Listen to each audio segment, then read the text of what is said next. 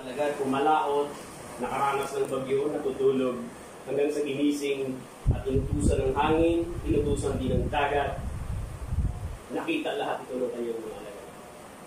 So, naikwento ito ni Marcos as naisulat ito sa kanyang aklat kung paano pinatigil ni Jesus Christ ang unos nung sila ay nasa karagatan.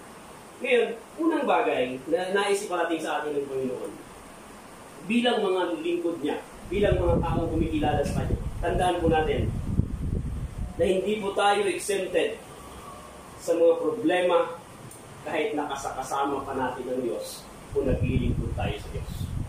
Naintindihan niyo po? Dito sa panahon na to, kasama ng mga alagad ang ating Panginoong Jesucristo. Pero naranasan nila ang unos, ang malakas na hangin at malakas na bagyo. So pinapaalala ng Diyos, kapag maglingkod tayo, hindi po puro sa mayroon po tayong mga kaharapin ng mga problema sa buhay na ito. Nga lang, mayroon naman siyang magandang gustong iparating sa atin.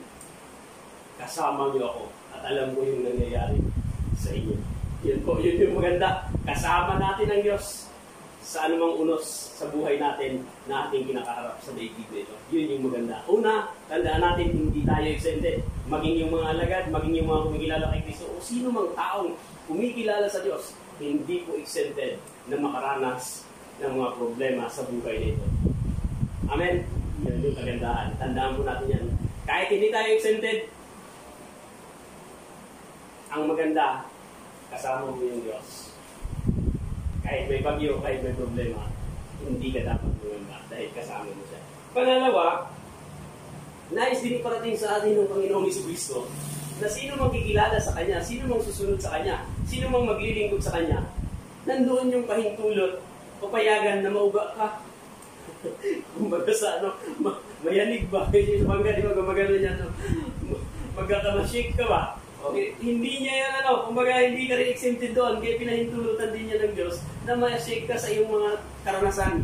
So, ang mga alagad ay talagang sila, nagugulat sila, nakaranas sila ng ulos, kahit kasama nila ang Panginoong Jesucristo. Naranasan nila yun. Tayo din. Kaya na lahat ng tao, kahit mayroong pagkilala sa Diyos, kahit na naglilingkod tayo sa Diyos, dumaranas nito.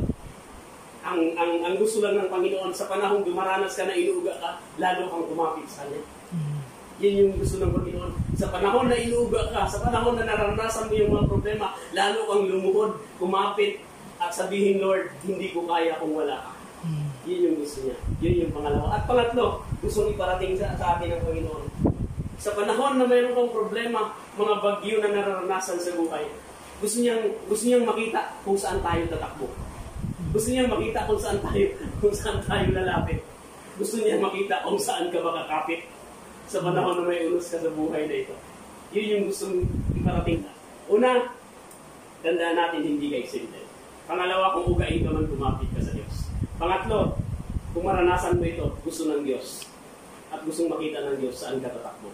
Gusto niya. Hapong ito, pag-gabi na pala, diba? Sa hapong ito, kumapit tayo sa Diyos, lumapit tayo sa Diyos. Tumakbo tayo sa Diyos. Yan ang gusto ng Panginoon. Dahil ang ating Panginoong Jesucristo, siya lamang ang may kakayahang pahupain ang mga problema at bagyo na naranasan natin sa buhay na ito. Mapagpala ang oras po sa atin.